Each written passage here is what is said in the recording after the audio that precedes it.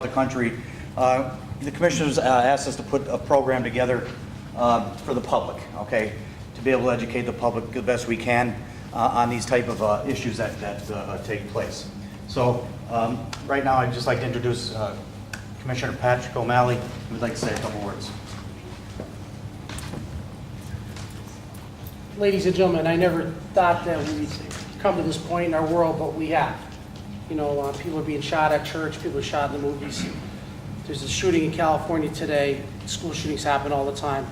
And people are dying at concerts. And about 8 months ago, I reached out to our emergency services director, Dave Hahn, and said, Dave, is there anything that we could do to try to make sure that people hear the shots being fired, what they should do? He said, give me some time. And he got involved with local law enforcement, the best of our best, to make sure our communities are safe. And we're having our seminar tonight. I'd like to thank everyone for coming out. This is going to be on ECTV. It's also going to be on the Lackawanna County website. And we're going to have another seminar to bring more people in, because, you know, our hope that is that there's never ever another shooting. But in case you're in that type of a situation, we'd like for everybody to be prepared. And I believe this seminar tonight is going to give all of us an opportunity to at least have an idea what to do if a situation happens and you're involved in it. So thank you for being here. This time I'd like to hand it back over to Dave Hahn. All right, thank you, Commissioner. Okay, just a quick introduction. James Decker, Music Police Department also. He's in charge of the Lackawanna County SWAT team.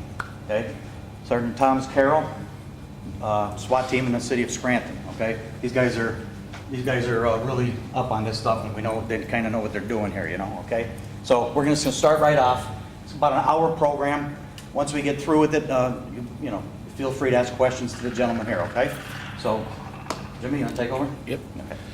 So basically, with everything that's been going on in the world, and locally even, we're going to basically start out our program with an audio tape from the 911 call from Columbine back in 1999. And then we'll go on from there. But I just want you to listen to this call and see how the person on the other line reacts to an active shooter. County 911. Yes, I was teacher called on high school. There was a student here with a gun. He was shot out a window. I didn't want to shot. I was Columbine High School. I don't know what's in my shoulder. And there was just a left through it. Does anybody get injured? I don't know. Yes. Okay. I was holding in a pen, and I was in my garden. I got table kit. And under the table. I'm getting the training, and the teachers are, trying to get the toilet. We need to make sure. Okay, we're getting them there. Who's the student, ma'am? I do not know who the student is. Okay. I saw a student outside. I was talking about it. Okay. I was holding. I apologize. I don't know what's going on out there. Because I was probably something up to that. Okay, no, I don't think that's a good idea. I don't know walking outside. I can do this. See what is going on. He turned the gun straight at us and shot. And I got the window went out. And the kid standing there with me. I think he got hit. Okay. Something to my shoulder. Okay. We got help on the way, ma'am. Okay. Oh, God. Stay on the line with me. Oh, God. Yes, just stay down. Do we know where he's at? I'm sorry? Do we know where he's at? Okay. On the library. He's up there. He's right outside of here. He's outside? He's outside of the hall. Outside of the hall or outside of the hall? Okay. There are alarms and things going off down the smoke. I got smoking like this in this room. Okay. I got the kids under the table here. I don't know what's happening in the rest of the building. Don't think that's looking. I'm sure someone has to call me 911 to tell you. Yes, we've got a lot of people on. Okay. I just want you to stay in the line with me. We need to know what's going on. Okay. Okay? I am on the floor. Okay. You got the kids there? And I've got everything in the library on the floor. Down the floor. Is there any way you can lock the doors? Someone's coming in from out there. I don't know. Okay. The guy is right outside the library door. Okay? I don't think I'm going to go out there. Okay. You're on the line. I got you. Okay. Why not? Okay? I'm going to go to the door. You check down the door. Okay? I've got the kids on the floor. I got all the kids in the library. We have paramedics, we have fire, and we have police on route. Okay, sir? Okay. Okay. I can't believe he's not out of work. He just keeps shooting and shooting and shooting. Okay. Yeah, we got a police officer on scene. I thought it was. Okay, just try and keep the kids in the library calm. Yeah. Is there any way you can block the door so no one can get in? I do not. Okay. Yeah, I guess I can try to go, but I mean, I can right outside that door. I'm afraid to go to the. That's okay.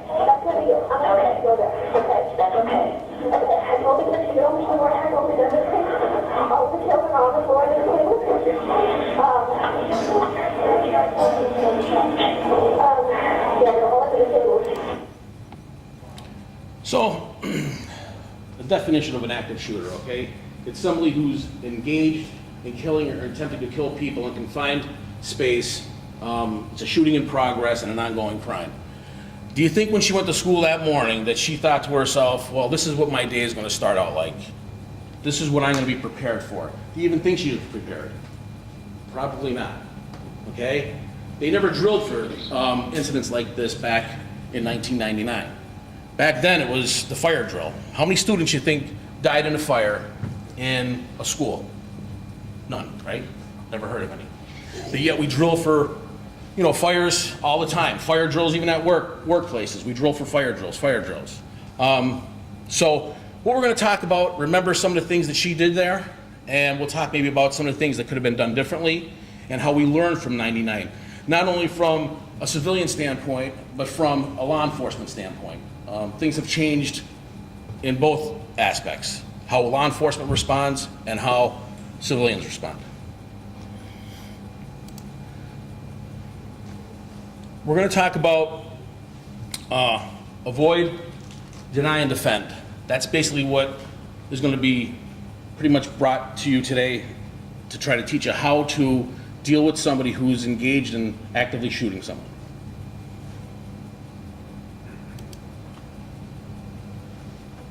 There's 3 stages of disaster response. You have your denial, your deliberation, and your decisive moment. This is what's going to be going on inside your body and inside your head. And you're going to have to deal with all this. And the first thing you're going to go through is your response of denial. You're not going to believe it's happening. It's easier to believe that it didn't happen than it did happen, especially when you hear something like a gunshot. If you heard a gunshot in the hallway out here right now, and we were all inside of here, you might attribute it to something that you could relate to, a balloon popping. You don't attribute it to a gunshot right off the bat, because that's your denial phase. But if you think it is a gunshot, that's something maybe now you should go in to your next phase. So we'll talk about the denial phase.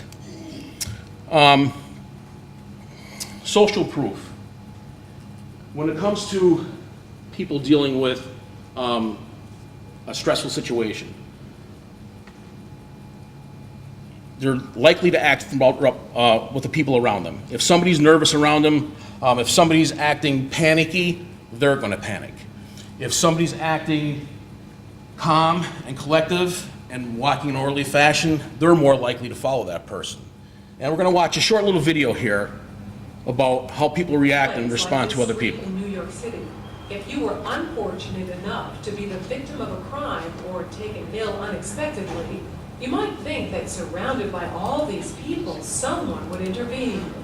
After all, isn't there safety in numbers? Psychologists say no. Research suggests that often a victim is less likely to receive assistance when surrounded by a group rather than a single bystander. When people are in a crowd, it's easier to pass the buck. It's what psychologists call the diffusion of responsibility. Liverpool Street Station in London, a busy thoroughfare for commuters. Unknown to these passers-by, Peter is an actor. As part of an experiment on bystander apathy, he's pretending to be ill. Help. Help. How long before he gets help? Please. Help. Help, please. Please help. Helping would be inconvenient or even risky. He lies there for more than 20 minutes and no one raises an eyebrow. Please, somebody help me. It's always very distressing to watch situations like this where people are obviously suffering and no one's actually helping them. But what we have here is 2 conflicting rules. One is the rule we ought to help, and the other is the rule that we ought to do what everybody else is doing. And here you have effectively a group of strangers who are exerting the pressure not to intervene, not to help, and it's very difficult to rebel. Ruth, another actor, takes Peter's place. How long before she receives help?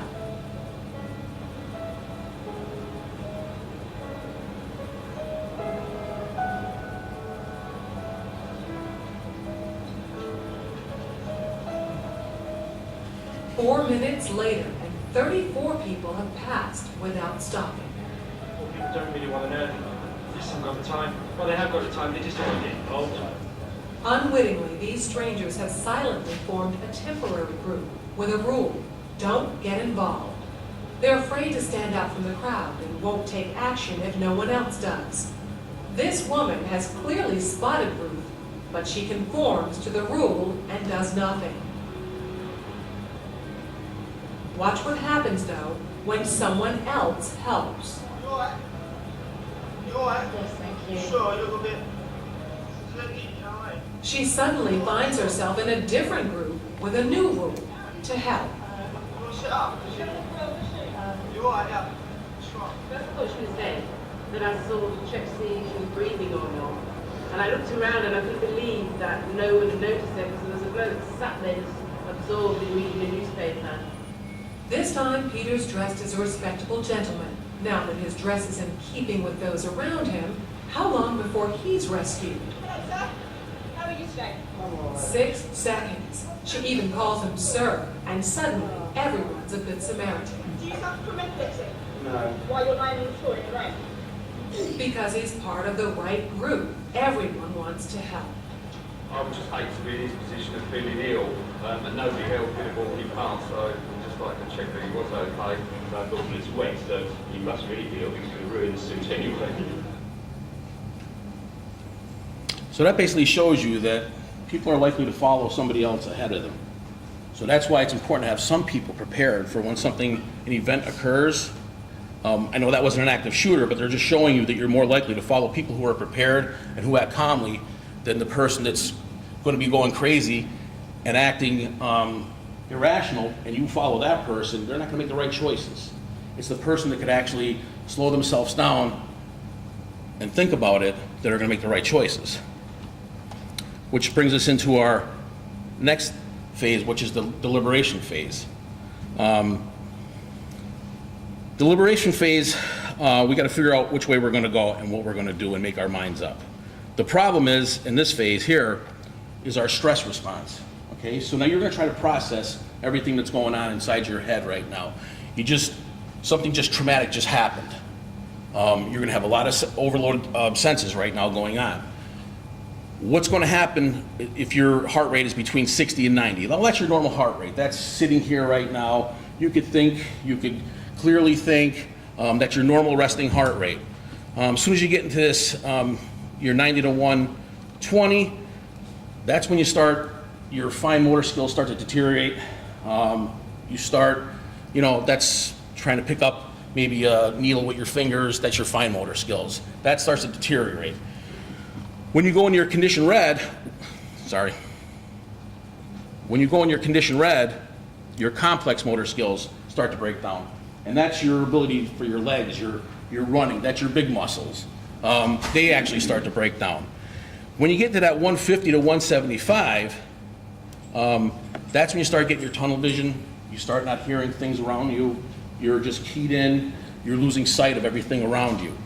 And then when you go into the black area, you're pretty much froze. You're pretty much done. So what they try to instruct you to do here is combat breathing.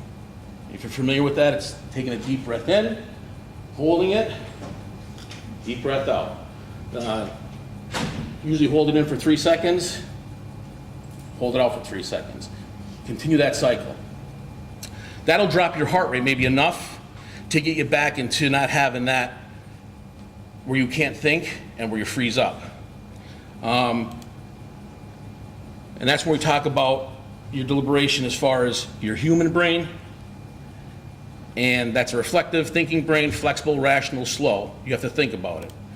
And then you'll have your lizard brain, okay? That's your reflexive, reacting, fixed, emotional, fast. It just happens. So if you don't process what's going on around you in your human brain, you'll be stuck with your lizard brain. And that's when you just react. And that's when you could possibly not make the right decision. That's when you can make your mistakes.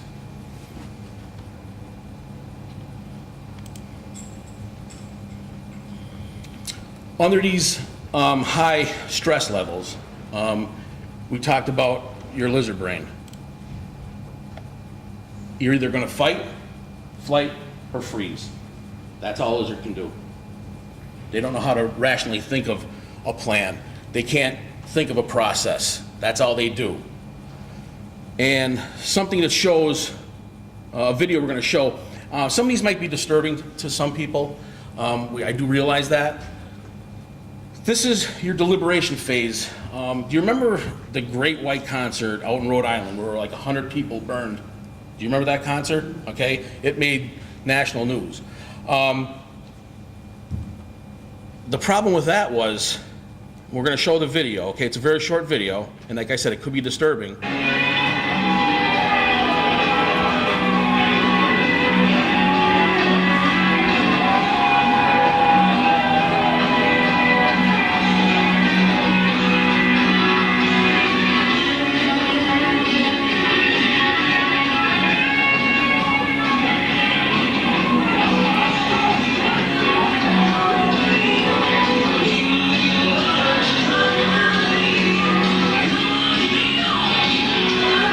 Some of the people are still watching the concert as the back is on fire. We didn't even move yet.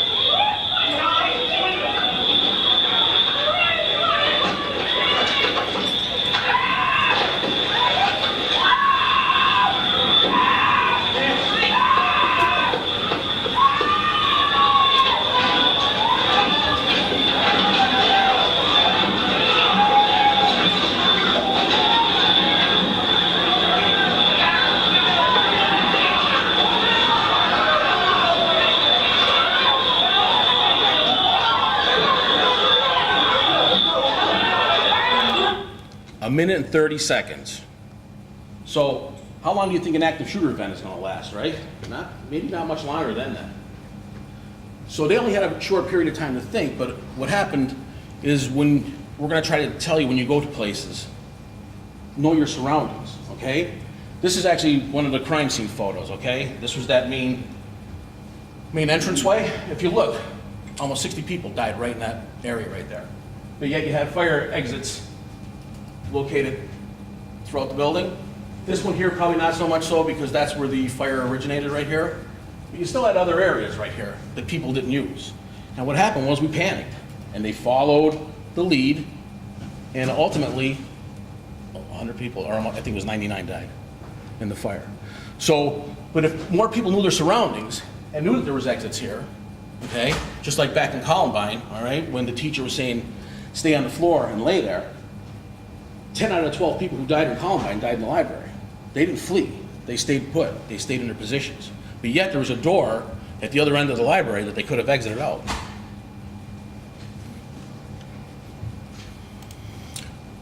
We talked about keeping yourself calm, combat breathing, shift your emotions, and try to stay fit.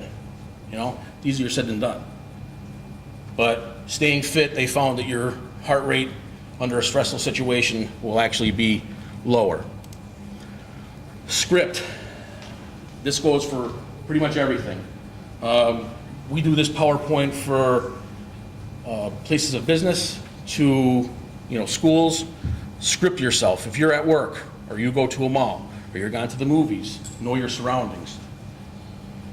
Think of, if something should happen here and somebody comes in this door here, at least I know I have an exit way over there, I have an exit door over here. Run these through your mind, because the more you practice and the more you have this run through your mind, when something stressful happens, you go right back to it. It's implanted in your mind. The faster you get through the phases of denial and deliberation, the quicker you get to your decisive moment.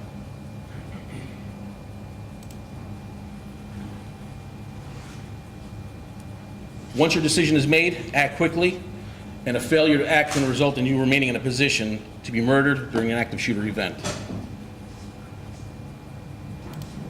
So, by just sitting there and doing nothing and we'll get into that in a few debriefs of actual active shooter events, of the people that did nothing and the people that actually did something. These are just some high-profile incidents. We talked about Columbine, how things changed at Columbine, and how law enforcement changed, and how people responded differently. And then Virginia Tech happened, okay? And when Virginia Tech happened, the police were basically already on scene investigating the first 2 murders when he started his rampage again. But he still managed to kill 32 and wound 17. It happens every place. Fort Hood, right? 13, 32 wounded. Cinemark, everybody remembers that. Aurora, right? Colorado. 12 killed, 58 wounded. Sandy Hook, okay? Sandy Hook's, that one there, you know, I know exactly where I was that day. I was in Florida at Disney with my kids. I know exactly where I was. 27 killed, 2 wounded. San Bernardino, husband and wife team, if you remember them. That was, you know, different than your typical active shooter. That was a husband and wife team. And then you had your Pulse nightclub, 49 killed, 53 injured. When we think it doesn't hit home or it's not close to home, it's been here and it is close to home. If you remember back in 2009 in Binghamton, New York, right, at the Civic Center, where 13 were killed. 42-year-old male barricaded himself. He was taking English classes there. He felt disrespected, came back, shot his teacher, the teacher and the students in the room.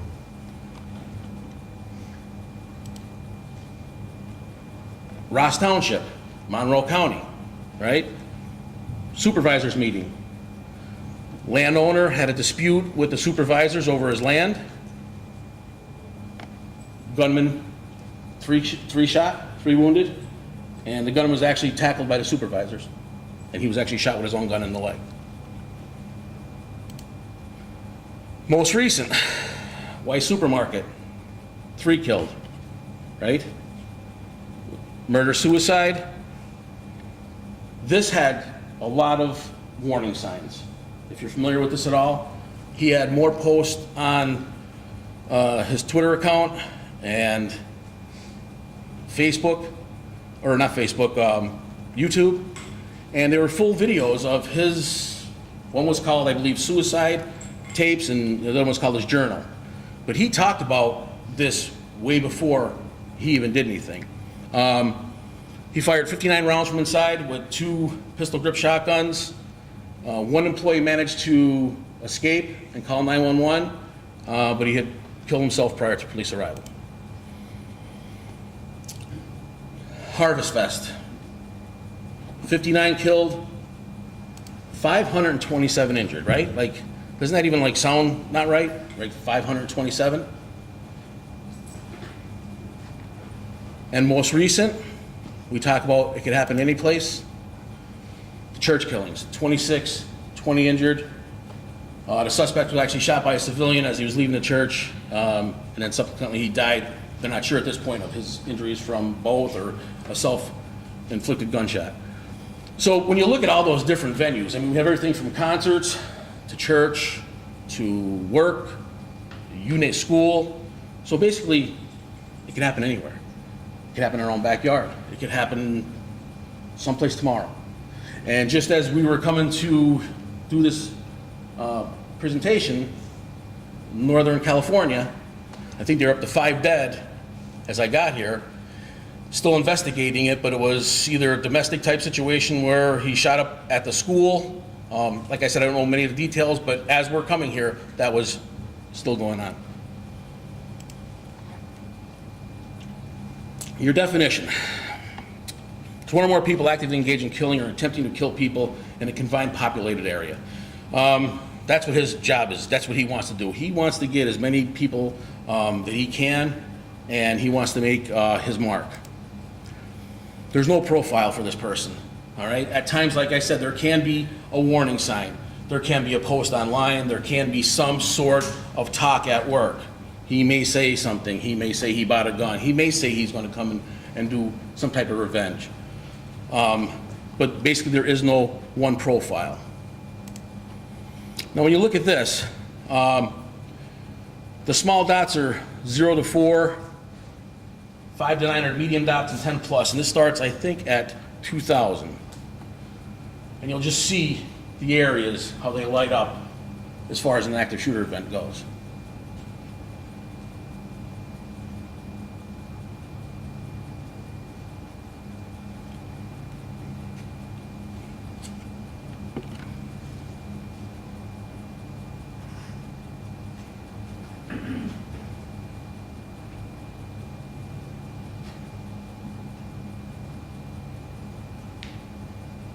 So, as you can see, it can happen pretty much anywhere in the United States. 179 total incidents from 2000 to 2014. Your locations of the attacks, your commerce is the big, that's where it is. That's your malls, your education, schools, your outdoors, and others. Others is your church, your military installations, but still, that's where you are most of your time, right? Where the highest majority of them happen. Most of the time, the shooters have a connection to where they're going to target.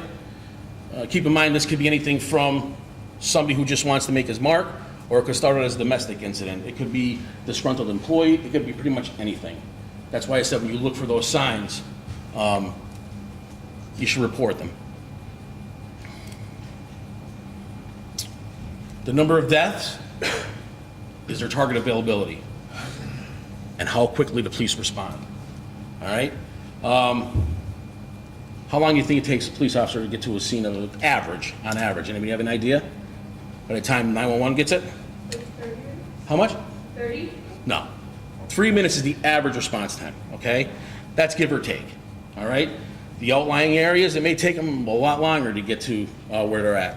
Whereas in the city, where Sergeant Carroll works, it could be less, all right? You gotta remember, some areas have protection that's could be sporadic.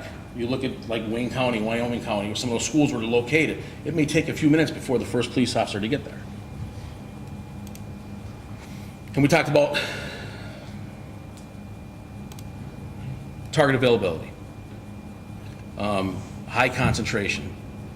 We have a concentration of people here tonight. This is a high concentration. He's not most likely going to go to where there's nobody located and try to have be an active shooter.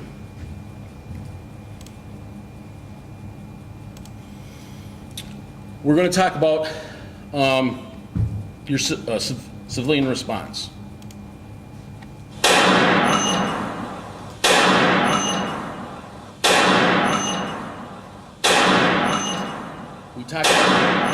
We talked about that before. If you hear something that sounds like a gunshot and you think it may be something you should investigate, do so carefully, right? Check it out, and if you think it's something, get out, okay? That's gonna be your first best bet. If you can get out, get out. Now, some people ask about, should I play dead? Should I just go on the ground, hide, pretend I'm shot? We're gonna listen to this next video. So this is pretty important. This day, I am sitting in exactly the same seat I always did, in the back right-hand corner on the right side of the class. What we don't know is at this time, someone is downstairs and he's chaining all 3 doors shut. There's supposed to be desks there. Oh, you guys can see. We heard the first gunshots outside in the hallway, and my teacher, she opened the door. She immediately slammed it and she said, call 911. And the second that door closed, he walks in. He walks in shooting. There's absolutely no time. He goes to the other side of the classroom by the windows. He's holding 2 guns. He doesn't say anything. He just starts going down the rows of people. It's very quick. It's very loud. It's very scary. We had these very shitty desks. I get on the floor. I put my knees under the chair, my stomach on the seat, hands overhead, eyes are closed.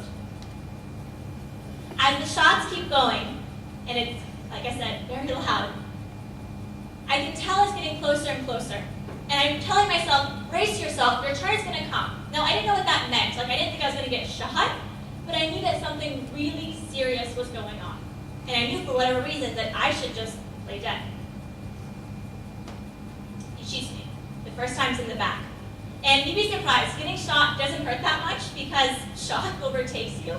But it starts to like burn and really kind of seep in, and that's when it gets really uncomfortable. It's not pleasant. He leaves the first time, he goes across the hall, and while he's gone, cell phones are ringing. People are coughing, and the smell of gunpowder has like completely filled the room. Gunpowder is like this really sticky, pungent, warm smell, and it just makes you very, very thirsty. He comes back. Now, this time, the shooting is more intermittent. It's slower because he's looking to see who's alive. I remember telling myself to stop breathing because I can feel my stomach hitting that chair, and I'm saying, stop, like, he can see that you're alive. The third and final time, he killed himself in front of our classroom. When the police broke in, the first thing the guy said was, we have a lot of blacks in here. I didn't know what that meant, but when police sweep a crime scene, they have 30 seconds. If you're red, you're critically injured. If you're yellow, you'll live. Black means you're dead. In 9 minutes, he killed 11 of my classmates and my teacher. 32 people lost their lives that day.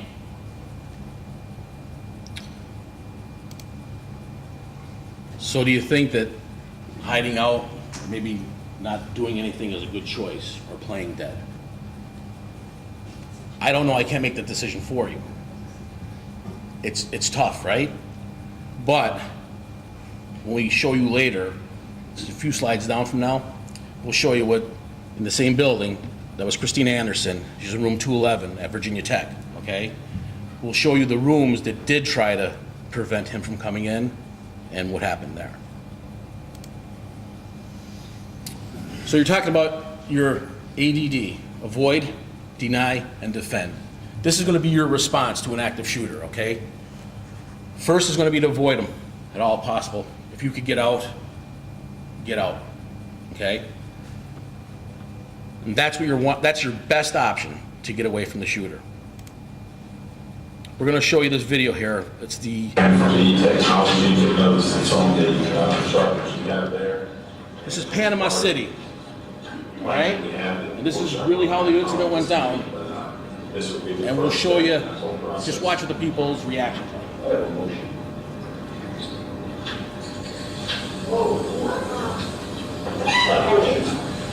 Everybody in this room. Counter. Hit the road.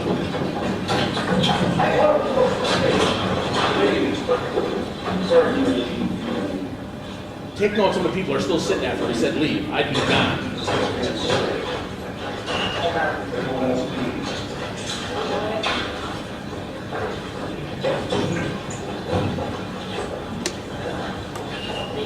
Hey, sir.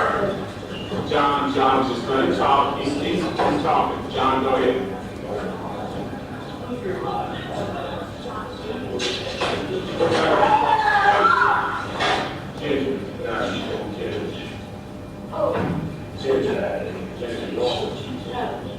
That took some courage, right? Yes.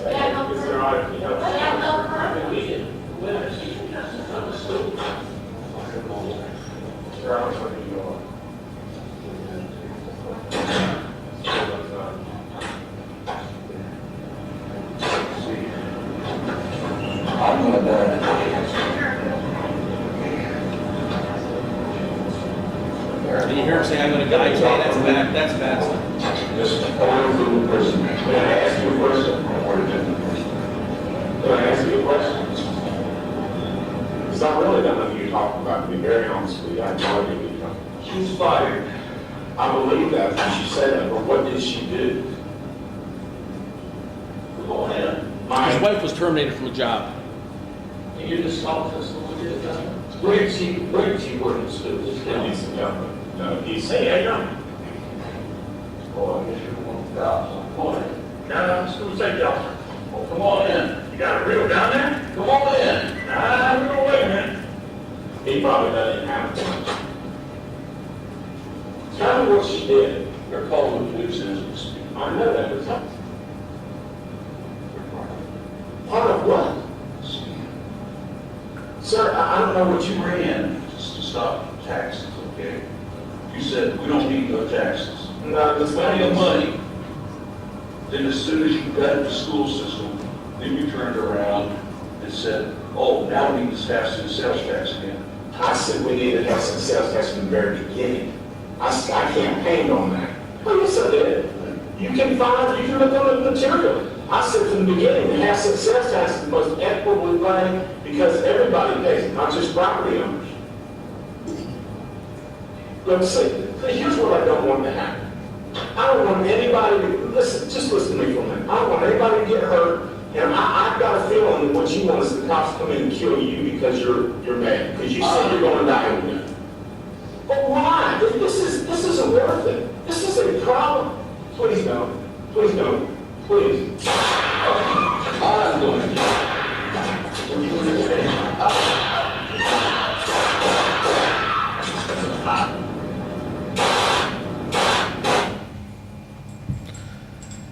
He missed everybody. Not one person got hit except him. He's the only one that got shot. And if you heard him in there, he said there was a security officer there who was just security. I guess he didn't have his gun. He had to go out in the car and get it, believe it or not. But that's who engaged him initially. Be aware. If something looks wrong or feels wrong, especially when he was spray painting that circle with the V going through it, whatever that was, get out, right? Avoid them. Leave as soon as you can. Know your exits and call 911. Only call 911 when it's safe to do so, okay? You're not going to be calling 911 if you're in the middle of an active shooter event, okay? You got to get yourself safe first, secure, into a location where you can do it safely.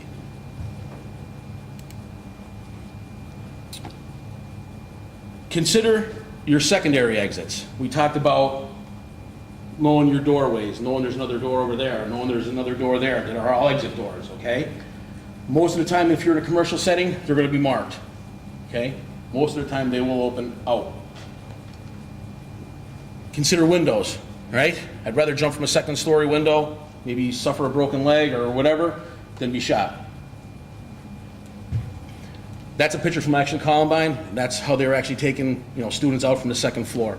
Virginia Tech, they jumped from the second floor. Locking the door. I believe there's only 2 cases of an active shooter where people have locked the door and he had broke through the door to get in. One was Sandy Hook, where he actually shot the glass out. The doors were locked, but you're only as safe as the doors there to keep you safe. If they're a full glass panel. Keep your lights out, stay out of sight, and turn your ringers off on your phone, okay?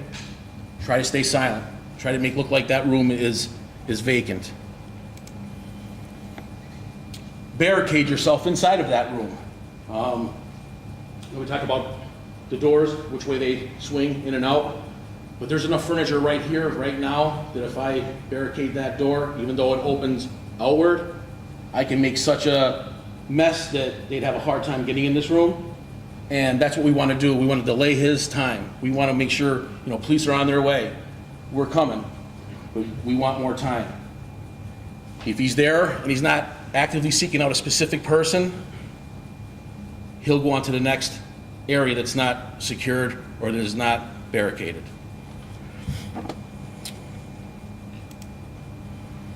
For doors that open outward, depending on the style of the handle, you could use ropes, belts, or locks to tie around the door handle or door knob.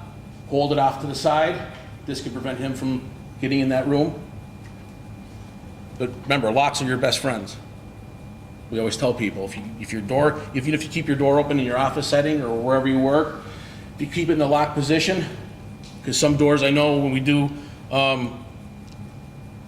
these trainings at workplaces, some doors you need a key to lock. Under stress, I want to see you get your key in that door and lock it. So if you keep it in a locked position, just keep it open, it's easier to just shut that door. And as a last resort, you got to defend yourself, right? What are you going to do? Are you going to sit there and be a victim, not fight? Or are you going to try to fight this shooter off, okay? grab his gun, stay close, especially if he's coming through that door. If somebody's coming through that door and I'm standing right here, how am I gonna try to defend myself knowing that I can't? But if I move myself closer, and as he walks through the door and grabs the gun, try to point it away from him, try to fight him for it. It's not a fair fight. This is not gonna be, let's go, you know? This is not a fair fight. Go for his eyes. Do whatever you can to defend yourself.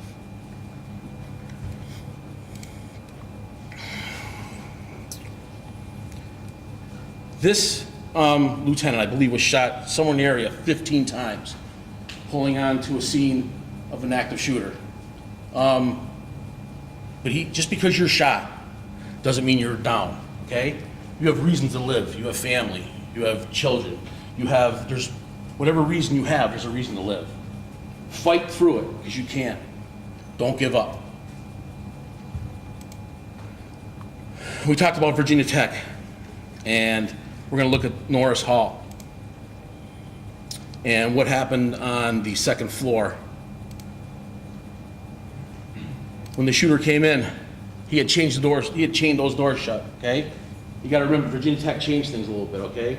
He chained all the exterior doors, so when police responded in, they couldn't get in, okay? As he walked up and down the hallways and started entering his rooms, right? Room 206. 92% of the people were shot, and over, what, 78% were killed in that room? That's a lot, right? Room 211, 100% in that room were shot. And that's where that girl came from, right? 100%. 60, looks like 8% were killed. 207, about 84% or 85%.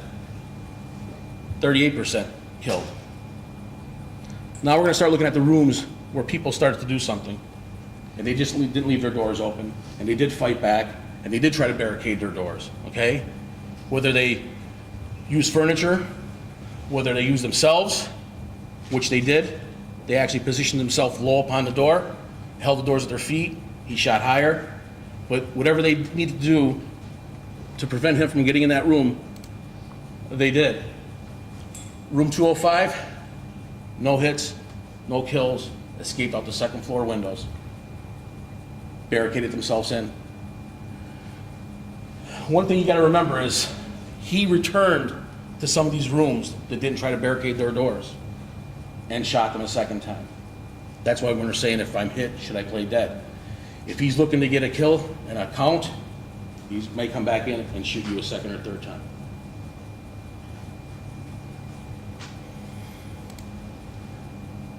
You are not helpless, and what you do matters. You got to do something. You're the first one there. You're going to have to make your decisions for yourself. You may not have people around. You may be the leader. You may be the one that people are following. But try to make the right choices.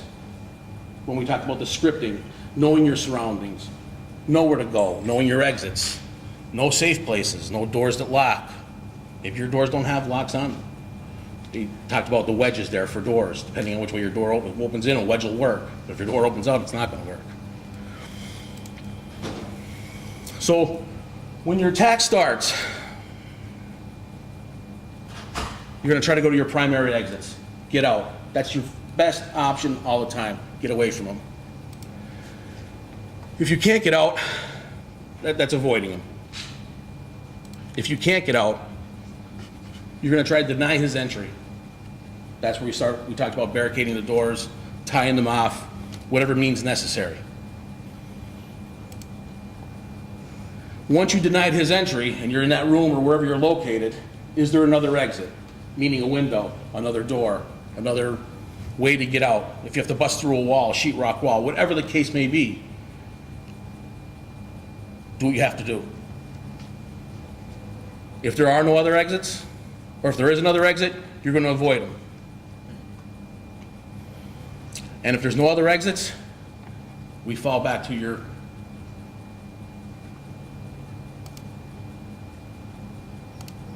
defending. And that's the worst option, believe me. You don't want to get to that stage. You want to do everything before that. But don't be a victim. Don't just sit there and do nothing.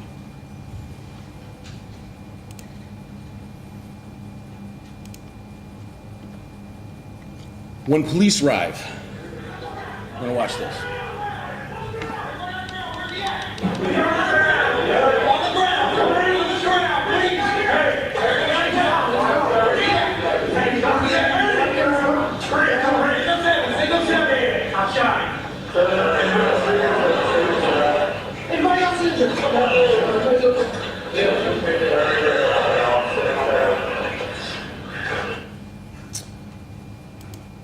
When police are on their way, you got to know that they're getting these calls. They're going to be getting 911 calls, especially if it's a large incident, okay? The lines here will be overloaded with 911 calls. They're going to be themselves amped up, right? They're going to need to do their combat breathing to get themselves cooled down. But however, their first job is to stop the killing. That's their first priority. They're going to walk over the people who are wounded, but until they stop that person that's actively killing someone, that's their first main job, all right? Then after that, they'll go back, and then that's when we start doing the rescuing, all right? Once he's stopped, we're gonna go back now and start taking care of the wounded. But what happens when you have an area maybe that you're locked in a room, maybe with somebody who's wounded? You may be that person taking care of that person who's wounded, you know? It might be beneficial to take a basic first aid course to learn how to stop bleeding, bleeding control, hemorrhage control. And then they'll get to the point where the police, after they stop the killing, they stop the people from dying, and then they're going to evacuate the area. Then they'll go back and they'll sweep the whole area. When they arrive on scene, you know, you follow their commands. Show your hands and don't move. They tell you to do something, do it. Everybody to them when we're responding in, okay, is a threat. We don't know who the players are. When we're coming in, everybody to us at first is a threat.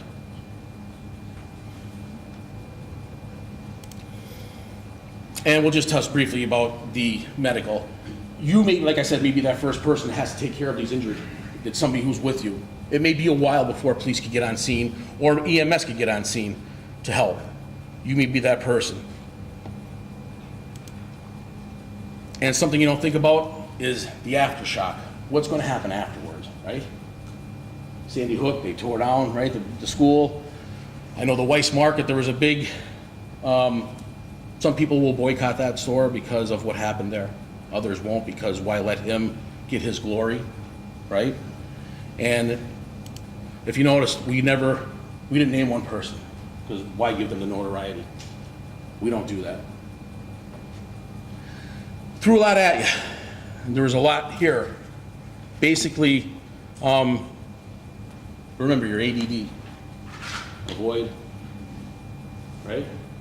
Deny, and then last defend. We're gonna hold some questions now. I'm sure there's gonna be some questions. But that's about all I have. Any questions? Done? You know, I see, just like the church shooting that happened a week ago, they didn't have no place to go, but, you know, so they would have to try to deny and defend more than anything. And this, you know, when somebody's coming in at you, you in that one stage where you stop doing everything because you just froze. How can you bring that in from? Okay, if I may on that. Everything we talked about still comes into play. So when you make a decision, if you are that leader, you can't shoot all of us at the same time. And just as if, you know, Jimmy talked about leaving, if you were that leader because you took note of where that other exit was and you went this way and people followed you, you were that leader. At some point, this whole thing is about you are in control of your destiny. You either stand there and you take it, or you decide, not today. I'm going to do my damnedest to stop it. And it's contagious. There is no right or wrong answer for you. It's your personal decision. We can't give you the answer for you to take, and it's in a textbook, and it's going to work every time. It's how you feel about this whole incident. So let me address one aspect here. Those of us who carry firearms when we are civilians or plainclothes officers, when this kicks off, it's going to kick off. Don't think for one moment. I'm preaching to the choir for some of you, so I apologize. Don't think for one moment clarity is going to be with you. It's going to be chaos. So what I offer to you is, if you are the one with that weapon, make sure that you know who the bad guy is. That bad guy could be your neighbor. It could be the veteran. It could be this person carrying a firearm, it's a weapons permit, who refuses to be a victim. Make sure that you understand who your threat is, and make sure you positively identify them as the bad guy before you pull that trigger. Additionally, should you be the one, the hero, that pulled that trigger, cops are coming. And let me take a second and reassure you that every police officer in Lackawanna County goes through this training, and it's recurring. It's recurring. We constantly learn the new techniques that come out. We're coming, we're coming, we're coming. And we're going to be there quick. So I offer to you, I'm not, don't wait for us. Do what you have to do. What I offer to you is, at what point, what do you do with this once you use it? Or if you're running around with it? People only see a portion of the incident. You see it all the time in the news, from police video cameras and eyewitnesses. They didn't match up. It's because you only saw a certain portion of it. So that 911 caller could be reporting you as the suspect with the firearm, because that's all they saw was you, and not giving your description. If you do end up having your firearm out, you need to think of a plan afterwards, after it's over. I don't want good people shooting good people. I don't want heroes to go down because they don't hear police commands or they're too overwhelmed. Do what you have to do, secure your weapon, and be prepared to follow the commands. And touch upon real quick, every incident, you watch the debriefs. I'll throw a hail out to Showtime. If you do have Showtime, they do a documentary of active shooter in America.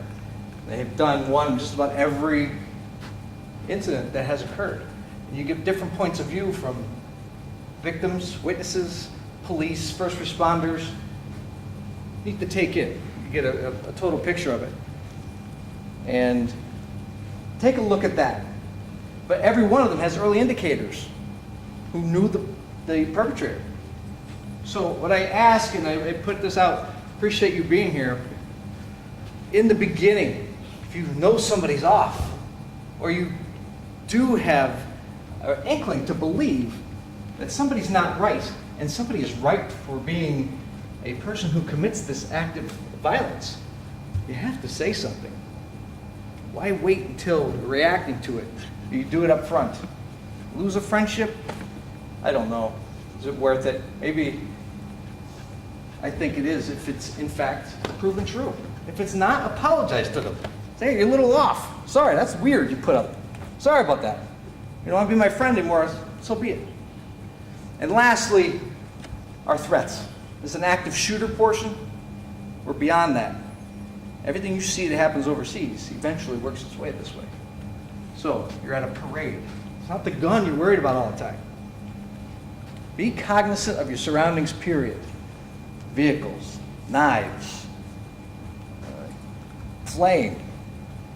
You have it. Whatever they can think of, they will use against you. Be cognizant, explosives. Be cognizant of your surroundings. Don't live in fear. We don't worry about tomorrow. We prepare for it. So don't live in fear. It's America. We'll take what they give us, and we'll give it back. That's all. One quick thing, if you remember with the Las Vegas shootings, if you go on YouTube right now, actually some of the police officers' videos, their cameras are actually on YouTube, and the Pulse Nightclub. They're all released to the public. But if you watch the police responding in, they're trying to tell people, get down, get out of the way, get out of the way. And the contra goers are still there, holding their bottles up saying, it's fireworks, and they're cursing at the cops. Now, they're trying to tell them that we know what's going on, but their mindset still is, I'm at the concert, man, I'm partying on. So, just like he said, be aware of your surroundings. You know, it wasn't fireworks. There wasn't a pop balloon out in the hallway. Could be maybe someone would come. Just think. Anybody have anything else? Yes, sir. What we see now, especially last shooting, these people with automatic weapons, there's very little chance of surviving that with the automatic weapons. I mean, you've seen what's happened in the last shootings. I don't know that there's any defense for that, but this is what we're dealing with. So, I mean, what you taught us here, what you were trying to teach us here, I can understand. But a man with an automatic weapon, your chances aren't very good. No, it's not. But by telling you of denying his access to your area, to just give us more time to get there, because we're prepared, like Sergeant Carroll stated, we're trained continuously, and we have the proper equipment now as police officers responding to deal with someone who is an active shooter. It's worse. It's a worst case day. It's as bad as you can get. Yeah, well, it's ridiculous. I mean, that somewhere along the line that the government has to step in and ban these automatic weapons. Yeah, it's just unreal. There's no use for a civilian to have that. It's just crazy. But you got to remember, it's just not an automatic weapon. Look at Virginia Tech alone was not done with anything other than hand. In that case, you got a better chance. You do. Definitely. You do. But, you know, like you said, like the sergeant said, it would be better if you got somebody that you know is off the chart, but you don't say nothing. Basically, you're just about as guilty as the person that's committing it. So if, you know, and it comes down to, do I want a friend or do I want my life? I want my life. There's been parents that turned in their own children who had signs and who had plans of doing harm in schools. Parents turn their own kids in and save lives.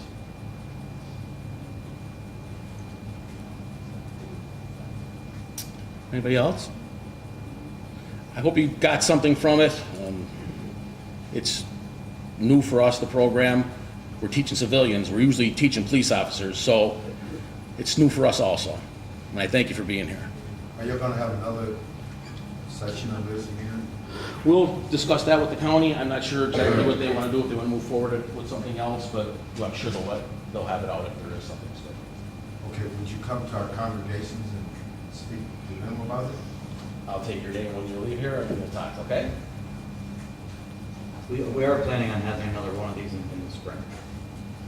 Yeah, right at this location, right, just like we're doing now. Thank you.